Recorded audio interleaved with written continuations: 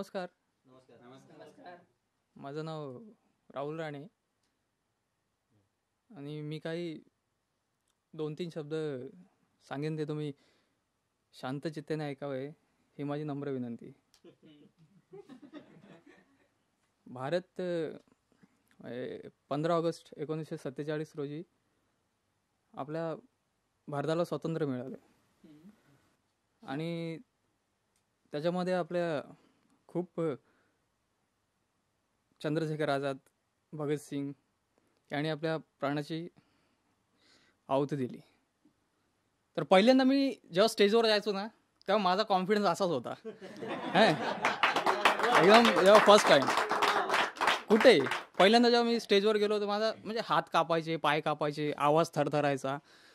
पण हे कोणासाठी आहे? माझे मित्र जे फर्स्ट टाईम स्टेजवर येतात आणि माझे स्टुडंट पण आहेत माझे, आणि ते म्हणजे याच्यासाठी घाबरतात की स्टेज डेअरिंगसाठी घाबरतात की स्टेज डेअरिंग नाही आमच्यामध्ये. त्यांच्यासाठी आहे की जेव्हा तुम्ही पहिल्यांदा स्टेजवर जाल ना तुमच्यामध्ये कॉन्फिडन्स येतो, दुसऱ्यांदा झालं तर अजून येतो, तिसऱ्यांदा झालं तर अजून येतो, आणि असे करता करता तुम्ही कधी माहीर व्हाल तुम्हाला समजणार नाही. तर हे त्यांच्यासाठी होतं. तर नमस्कार मित्रांनो, मी राहुल राणे, राहणार कल्याण, तालुका अंबरनाथ, जिल्हा ठाणे, पिनकोड नंबर 421-306.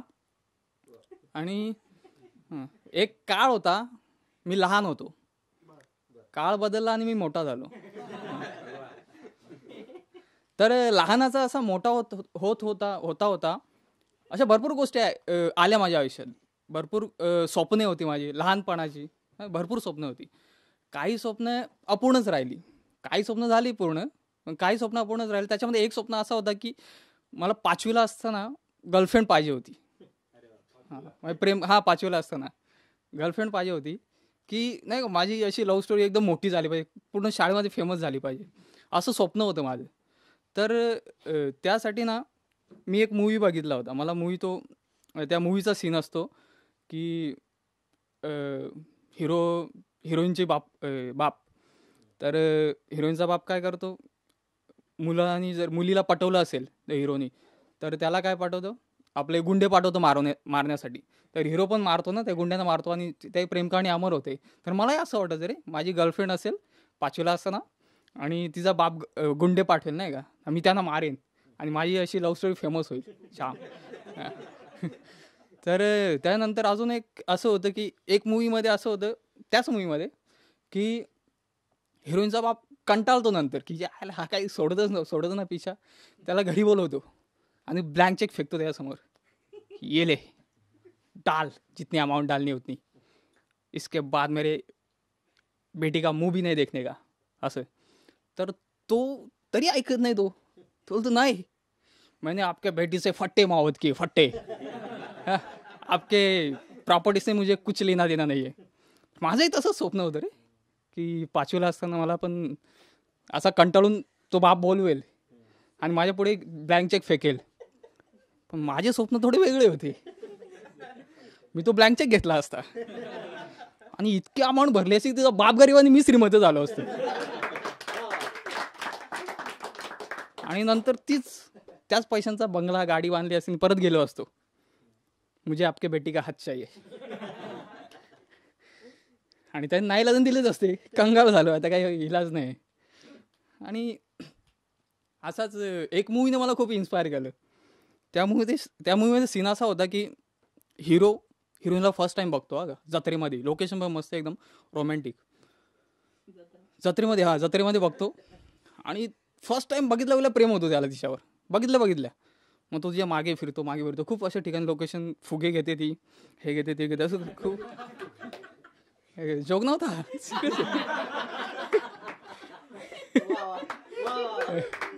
फुगे वगैरे घेतो आणि असे भरपूर ठिकाणी फिरतो. जिथे ती जाते तिथे तो जातो मागे. नंतर अचानक गायब होते. तर तो इकडे बघतो, कुठेच भेटत नाही, कुठेच दिसत नाही. नंतर खाली नजर जाते, तर खाली तिचा पैजण पडलेला असतो. तो पैजण उचलतो, असा पप्पी घेतो आणि खिशात ठेवतो. तो पैजण तो घरी घेऊन जातो डायरेक्ट. आणि मग संध्याकाळी जेवला तर परत पैजण काढून बघतो. झोपाच्या टायमाला पैजण उशाखाली ठेवून झोपतो. सकाळी उठला तर परत पैजण बघतो आहे की नाही, ऑफिसमध्ये गेला लॅपटॉप समोर पैजण बघतो ठेवतो आणि त्या पैजणला बघून बघून असं हसत असतो. हा याला मी विचार केला चालेल पैजणवर इतका प्रेम करू तुझ्यावर किती प्रेम करेल. तर मलाही असं वाटायचं रे माझी लव्ह स्टोरी अशीच असला पाहिजे, सेम टू सेम अशीच. तर मला दुसऱ्या 4-5 दिवसांनी ती गायब झाली नाही का, तो पैजण घेऊन जायचा. परत 4-5 दिवसांनी ती त्याला दिसली कुठेतरी अचानक. मग तो परत तिच्या मागे मागे मागे मागे पाठला करत करत करत करत गेला. मग तिला नोटीस आली की नोटीस दिसली त्याला, नोटिफाय झालं कसं तरी कुठून तरी की हा पाठलाग करतो माझा. हां 3-4 दिवसानंतर ती येते ना कानाखालीच वाजवते डायरेक्ट की कशाला माझा पाठलाग करतो वगैरे वगैरे वगैरे. तर तो राग येतो, त्याला खूप राग येतो. तो असा डायरेक्ट काढून हातात देतो पैजण. पैजण काढून हातात देतो. तर ती खूप खुश होते ते बघून. तर माझा पैजण तुझ्याकडे कसा. तर तो सगळी स्टोरी सांगतो नाही का, सगळी स्टोरी सांगतो. तर मग ती इम्प्रेस होते, खूप इम्प्रेस होते आणि त्यांचं जुळून जाते. मी हे सगळं बघून माझी लव्ह स्टोरी अशीच पाहिजे यार, मला सेम टू सेम. जेव्हा 5वीला मला ती जी मुलगी आवडायची ना, ते तोंड बघणं सोडूनच दिले. पैजणांकडे लक्ष देणं सुरू केले त्या दिवसापासून की हिचा पैजण आज पडेल आज पडेल आज पडेल. हा खो खो खेळायला गेले तिकडे पैजणांकडे लक्ष, कुठे जाईल तिकडे पैजणांकडे लक्ष. आज पडेल. 5वी ते 7वी झाली, 8वी झाली, 10वी झाली, पुणे शाळा संपली पण हिचा पैजण काय पडला नाही. आणि आमची जी लव्ह स्टोरी होती ती अपूर्णच राहिली. त्या दिवसापासून असं मूवीज सिरियल्स वगैरे यांच्यावरचा विश्वासच उडाला. मग अजून एक गोष्ट आली ती लहानपणी भरपूर जण बोलतात की लाड होतात, एकुलता एक असल्यावर लाड होतात, एकुलता एक असल्यावर लाड होतात. घंटा काहीच नाही, अफवा आहेत या, खूप मोठ्या अफवा आहेत. जशा मध्ये 2 अफवा आल्या होत्या मोठ्या की अच्छे दिन आएंगे, हां की प्रत्येकाच्या अकाउंटमध्ये 15-15 लाख येतील. हे जितक्या मोठ्या अफवा नाही त्याच्यापेक्षा मोठी अफवा की एकुलता एक असल्यावर लाड होतात, एकुलता एक असल्यावर लाड होतात. मला जेव्हा पण लहानपणी कोणती गोष्ट पाहिजे असेल ना तर मी आईला सांगायचो, आई आई आई आई तो मंगी आणि गोट्या सायकल चालवते मला पण पाहिजे. तर आई बोलायची हे गप्पे तू एकुलता एक आहेस, तुला काय झालं तर. आई आई तो मंग्या पोहायला चालले मी पण चाललो. हे गप्पे त्या मंग्याला 3-3 भाऊ आहेत, तू एकटाच आहेस, तुला काय झालं तर. माझं पूर्ण लहानपण ना एकच डायलॉगवर संपलंय, तू एकुलता एक आहेस, तुला काय झालं तर. जसं माझं लहानपण एका डायलॉगवर संपलं ना, माझी इंजिनिअरिंग लाईफ 2 डायलॉगवर संपली. पहिला म्हणजे ए राहुल ती तुझ्याकडे बघत होती, आणि दुसरा but Rahul you deserve better. पण जे मित्र बोलायचे ना you deserve better you deserve better, तेच मित्र त्याच मुलीला पटवून माझ्या समोर घेऊन यायचे, राहुल तुझी वहिनी. त्या दिवसावर मित्रांवरचा भरोसा पण उडाला. तर थँक्यू. Welcome sir.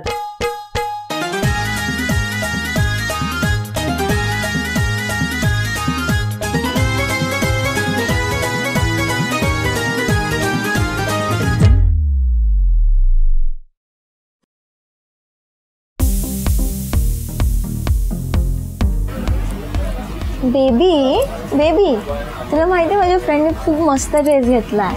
बेबी उद्या तुला मी मॉलमध्ये पण घेऊन जातो, शॉपिंग पण करू आणि नंतर मूवीला पण जाऊ. खरंच बेबी.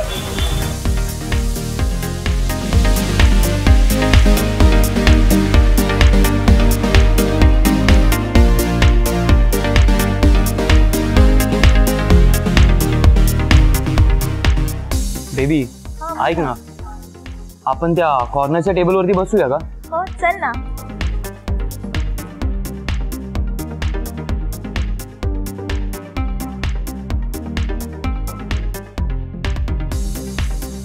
कशी दिसते मी. खूप सुंदर दिसतेस. थँक्यू. हेअर स्ट्रेटनिंग गेले. हो फक्त तुझ्यासाठी. अच्छा बेबी. ओ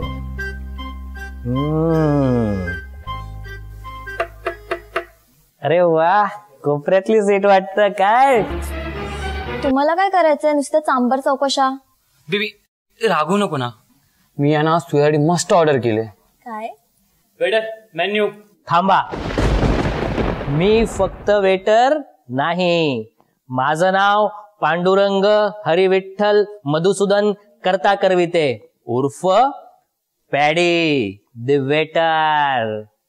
ओके पॅडी भाऊ, माझ्या काळजीचा तुकड्याला ना आज माझ्याकडे ट्रीट आहे. प्रिया तुला जे ऑर्डर करायचं ते कर. ओके तुमच्याकडे काय एक्झॉटिक डिश आहेत का? एक्झॉटिक समजलं ना? अरे मॅडम, एक्झॉटिक म्हणजे सगळ्यात महाग, बरोबर? यात बघा ती बेबी. अरे बेबी ओनली फूड. देन आपण वाईन पण घेऊ ना. ओके. वेटर एक शेनिन ब्लॅक घेऊन या. ओ शेनिन ब्लँक काय? ओके.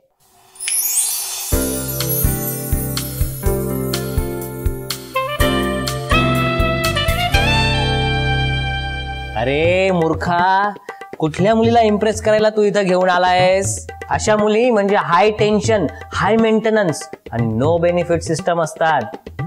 तुम्ही करताना ते प्रेम आणि त्या करतात तो तुमचा गेम. अरे या मुलींच्या अदा म्हणजे फक्त एक सॉन्ग असतं ज्यातला कंटेंट फालतू आणि ग्रामर एकदम रॉंग असतं. अशा मुलींना फिरवणं म्हणजे 50% अनसर्टन आणि 50% जजमेंट असतं.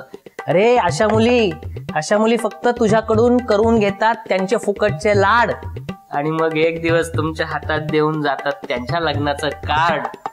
आणि म्हणून सांगतो शहाण्यांचा सल्ला घेतलेला आयुष्यात नेहमी फार बेटर असतो. आणि तुमच्या सारख्या प्रेमवीरांना वाचवायला पॅडी नावाचा वेटर असतो. आता मी सांगतो ते ऐक. तुझ्या बेबीला फक्त एवढं म्हण, बेबी आजचं बिल आपण दोघं शेअर करू, 50-50 करू आणि मग बघ काय गंमत होते ते. बघ एकदा. बेबी बोल ना. मी काय बोलतो, काय? आज आपण बिल शेअर करूया. Are you serious? By the way baby, आज डे कुठला आहे? आज मंगळवार आहे. ओ मंगळवार, मी तर विसरूनच गेली होती. आज माझा फास्ट असतो यार. एक काम करूया आपण, तुम्ही सगळं ऑर्डर कॅन्सल करून टाका. आपण फक्त फ्रूट सलाड मागूया, फक्त आणि फक्त फ्रूट सलाड. ठीक आहे? ओ फक्त फ्रूट सलाड.